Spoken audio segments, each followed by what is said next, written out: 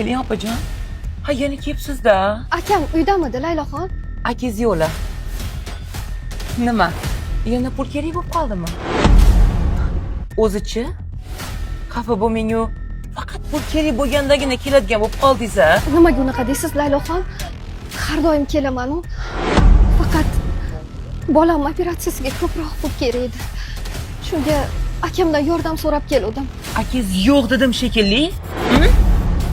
Keyin bundan keyin mening ruxsatimsiz 1 so'm pul yo'q sizga. Keting. Layloxon, Keting dedim.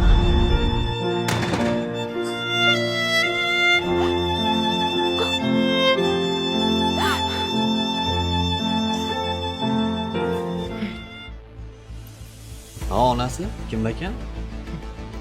Kim bo'lardi? Singlingiz. Yana pul so'rab ketdi. Qani, kirmadimi? Haydab bordim. O'zi voy ko'p sadaqa qilib bordik-a? Tushunmadim. Nima deganing bu? Bor pulni olib chiq. O'zi umraga yig'ayotgan pulingizdan boshqa pulingiz yo'q? Ha, nima?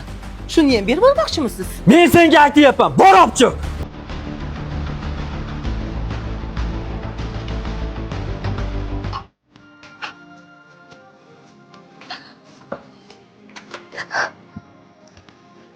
Singlim, aka. yaxshimisan? Nimaga yig'laysan? Yig'lamagin. Sani tog'da akang bor. Mana bu. Rahmat aka. Bora qol singlim. Yana qancha kerak bo'lsa, o'zimga aytasan.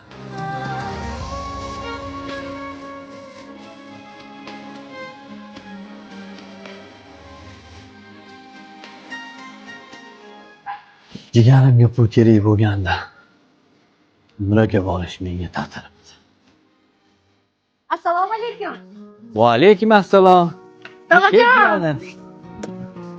Singlim, yaxshi keldinglarmi? Yo bola, yaxshimisizsan? Rahmat, yaxshi. Mana siz sababli jiyaningiz ham yaxshi bo'lib ketdi. Bu nima deganingiz, yo bola? Jigarlarim uchun jonimni ham beraman-ku. Akajon, yaxshi ham baxtimizga siz bor ekansiz.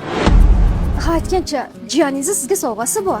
Jiyanimga menga qanaqa sovg'asi bor ekan? Mana, kuyingiz bilan maslahatlashib, keyin umraga yo'llanma olgandik.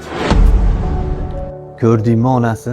Agar inson biror nimani chin qalbdan niyat qilsa, butun koinot uni shunga yetishtirish paydo bo'lar ekan.